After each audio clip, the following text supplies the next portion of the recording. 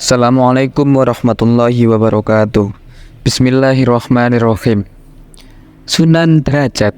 Sunan Derajat adalah putra Sunan Ampel dan adik dari Sunan Bonang. Sunan Derajat dikenal sebagai tokoh Wali Songo yang mengembangkan dakwah Islam melalui pendidikan akhlak bagi masyarakat. Sunan Derajat dikenal memiliki kepedulian tinggi terhadap nasib fakir miskin. Sunan Derajat mendidik masyarakat sekitar untuk memperhatikan nasib kaum fakir miskin, mengutamakan kesejahteraan umat, memiliki empati, etos kerja keras, kedermawanan, pengentasan kemiskinan, usaha menciptakan kemakmuran, solidaritas sosial, dan gotong royong. Sunan Derajat juga mengajarkan kepada masyarakat teknik-teknik membuat rumah dan membuat tandu. Makam Sunan Derajat terletak di Desa Derajat, Kecamatan Paciran, Kabupaten Lamongan. Seperti makam Wali Songo yang lain, makam Sunan Derajat berada di dalam sebuah bangunan bertungkup yang dindingnya dihias ukiran kayu yang indah. Makam Sunan Derajat terletak di selatan Jalan Raya Dendels yang merentang antara Gresik dan Tuban, tak jauh dari kota Kecamatan Paciran. Dari kota Gresik maupun Lamongan, kompleks makam Sunan Derajat dapat dicapai dalam waktu sekitar 30 menit. Dibanding kakaknya, Sunan Bonang, tidak cukup banyak naskah historiografi yang mencatat kisah Sunan Derajat. Namun, Sunan Derajat justru memiliki banyak nama dibanding Wali Songo yang lain, seperti Raden Qasim, Masyaikh Munat, Raden Syarifuddin, Maulana Hashim, Pangeran Kadrajat, Sunan Mayang Madu, dan yang paling masyhur adalah Sunan Derajat. Asal-usul dan nasab beliau, Sunan Derajat yang lahir dengan nama Raden Qasim, diperkirakan lahir pada tahun 1470 Masehi. Sunan Derajat adalah putra bungsu Sunan Ampel dengan Nyai Ageng Manila. Menurut Babat Risaking Majapahit dan Babat Cirebon, Raden Qasim adalah adik Nyai Patimah yang bergelar Gede Panyuran, Nyai Wilis alias Nyai Pengulu, Nyai Taluki yang bergelar Nyai Gede Maloka, dan Raden Mahdum Ibrahim yang bergelar Sunan Bonang. Ini berarti garis nasab Sunan Derajat sama dengan Sunan Bonang, yakni yang berdarah Campa, Samarkand, dan Jawa, karena Sunan Ampel ayahandanya adalah putra Ibrahim Asmarokondi. Babat Cirebon, Babat Risaki pun Majapahit, dan Hikayat Hasanuddin bahwa Ibrahim Asmarokondi, ayah Sunan Ampel, asalnya dari negeri Tulen. Tulen adalah nama kepulauan di utara kota pelabuhan Shevchenko di tepi timur Laut Kaspia yang masuk wilayah Kazakhstan. Dengan demikian, nasab Raden Qasim adalah dari Tulen di Kazakhstan dan Samarkand di Uzbekistan Asia Tengah yang bermigrasi ke Campa. Babat Tanah Jawi menyebutkan bahwa Sunan Ampel sebelum menikah dengan Nyai Ageng Manila menikah lebih dulu dengan Nyai Karimah, putri Ki Bangkuning, yang dari pernikahan itu lahir Dewi Murtosiah yang dinikahi Sunan Giri, dan adiknya Dewi Murtosimah yang dinikahi Raden Batah. Itu berarti selain memiliki 4 saudara kandung, Raden Qasim memiliki 2 orang saudari lain ibu. Babat Cirebon menyebutkan bahwa Sunan Ampel memiliki putra-putri lain seperti Syekh Mahmud, Syekh Saban alias Ki Rancah, Nyai Mandura, dan Nyai Pi'ah.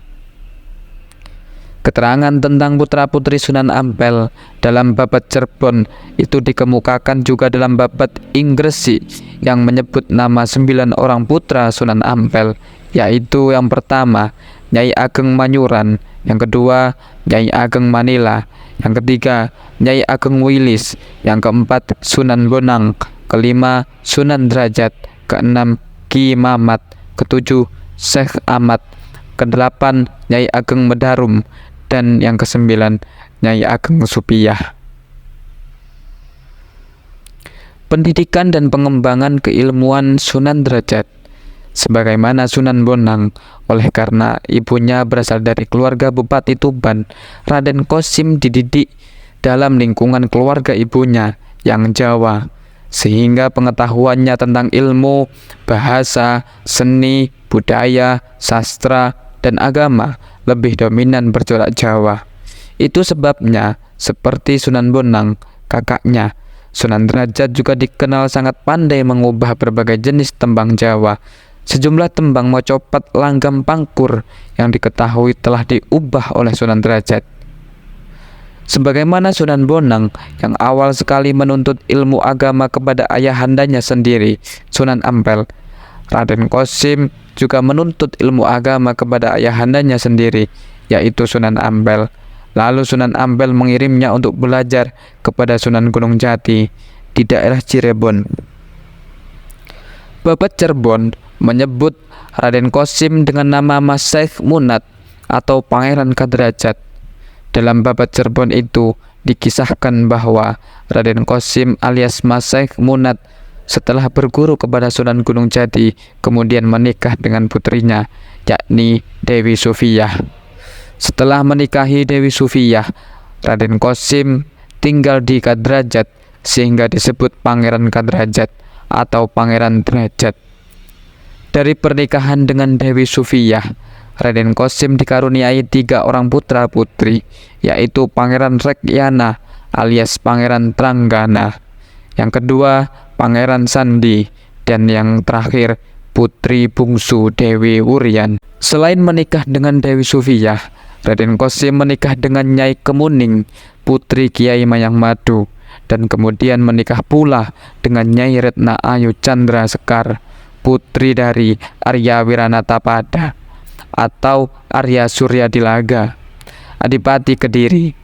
Kisah pernikahan Raden Qasim dengan putri Adipati Kediri kiranya berkaitan dengan sumber-sumber historiografi yang menyinggung keislaman Adipati Kediri beserta putrinya, yang oleh Sir Thomas Stamford Raffles dalam The History of Java 1965 disebutkan bahwa setelah memeluk Islam, Adipati Kediri beserta putrinya itu hilang dari Kadepaten. Babat Sangkala menandai hilangnya Adipati Kediri dan putrinya itu seiring dengan dikepungnya sisa terakhir kekuatan lama oleh orang-orang Islam. Waktu itu dicatat Babat Sangkala sebagai tahun Jawa 1473 yang sama dengan tahun 1551 Masehi. Catatan tahun Jawa 1473 dalam Babat Sangkala ini perlu dikaji, mengingat Sunan Derajat disebut sudah wafat sekitar tahun 1522 Masehi. Dakwah Sunan Derajat. Berbekal pengetahuan agama dari ayahandanya dan dari Sunan Gunung Jati, Raden Qasim kembali ke Ampel Denta.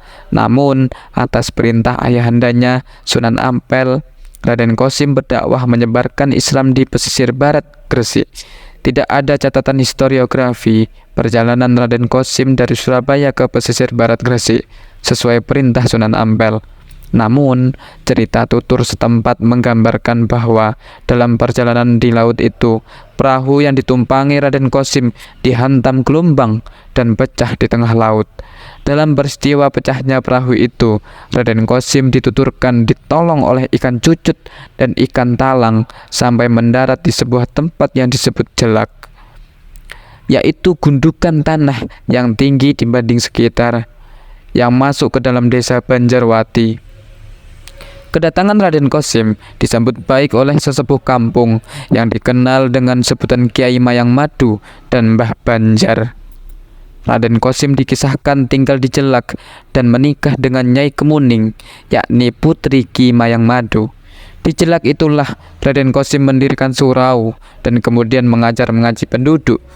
Di dalam Babat Demak disebutkan bahwa setelah menikah dengan Dewi Sufiyah, yakni putri Sunan Gunung Jati, Raden Qasim ditempatkan sebagai imam pelindung di Lawang dan Sedayu, Pedukuhan Derajat.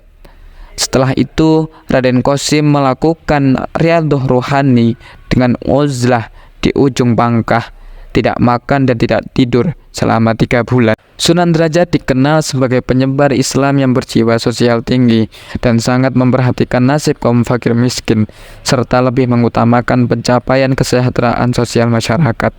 Setelah memberi perhatian penuh, baru Sunan Derajat memberikan pemahaman tentang ajaran Islam. Ajarannya lebih menekankan pada empati dan etos kerja keras berupa kedermawanan, pengentasan kemiskinan, usaha menciptakan kemakmuran, solidaritas sosial, dan gotong royong. Secara umum, ajaran Sunan Derajat dalam menyebarkan dakwah Islam dikenal masyarakat sebagai pepali pitu, yakni 7 dasar ajaran yang mencakup 7 falsafah yang dijadikan pijakan dalam kehidupan sebagai berikut. Yang pertama, membangun reseptiasing sesama. Kita selalu membuat senang hati orang lain. Yang kedua, jroning suka kudu eling lan waspada, yang artinya dalam suasana gembira hendaknya tetap ingat Tuhan dan selalu waspada. Yang ketiga, laksitaning subroto tan nyipto marang pringgo bayaning lampah, yang artinya dalam upaya mencapai cita-cita luhur jangan menghiraukan halangan dan rintangan. Yang keempat, memperhardaning panco indro, yang artinya senantiasa berjuang menekan gejolak nafsu-nafsu indrawi. Yang kelima, heneng hening henung, yang artinya dalam diam akan dicapai keheningan dan di dalam hening akan mencapai jalan kebebasan mulia. Yang keenam, mulia guno panca waktu, yang artinya pencapaian kemuliaan lahir batin dicapai dengan menjalani sholat lima waktu. Yang ketujuh, menehono teken marang wong kang wuta, menehono mangan marang wong kang luwe, menehono busana marang wong kang muda, menehono pangiyup marang wong kang kaudanan, yang artinya berikan tongkat kepada orang buta, berikan makan kepada orang yang lapar, berikan pakaian kepada orang yang tak memiliki pakaian, dan berikan tempat berteduh kepada orang yang kehujanan. Dengan ajaran yang sederhana dan bisa dijalani masyarakat, maka semakin lama pengikut Sunan Derajat semakin banyak. Salah satu faktor yang menyebabkan Sunan Derajat dekat dengan masyarakat bukan saja karena ajaran-ajarannya yang sederhana dan berorientasi kepada kesejahteraan semua orang, melainkan kemampuan Sunan Derajat dalam berkomunikasi lewat kesenian juga telah menjadi daya dorong bagi dekatnya usaha dakwah dengan masyarakat. Sunan Derajat diketahui mengubah sejumlah tembang tengahan wacopat pangkur yang digunakan menyampaikan ajaran falsafah kehidupan kepada masyarakat. Sunan Derajat juga dikisahkan menyukai pertunjukan wayang dan sesekali memainkan wayang sebagai dalang, sebagaimana Sunan Bonang, yakni kakaknya. Sebagian cerita tutur yang berkembang di tengah masyarakat dikisahkan bahwa setelah tinggal lama di Derajat, Sunan Derajat memindahkan tempat tinggalnya ke arah selatan yang tanahnya lebih tinggi, yang dikenal sebagai Dalem Dhuwur. Di Dalem Dhuwur inilah Sunan Derajat tinggal di usia tua sampai wafatnya. Sejumlah peninggalan Sunan Derajat yang masih terpelihara sampai sekarang ini, salah satunya adalah seperangkat gamelan yang disebut Singo Mengkok dan beberapa benda seni lainnya. Demikian kisah dari Sunan Derajat, semoga bermanfaat. Wassalamualaikum warahmatullahi wabarakatuh.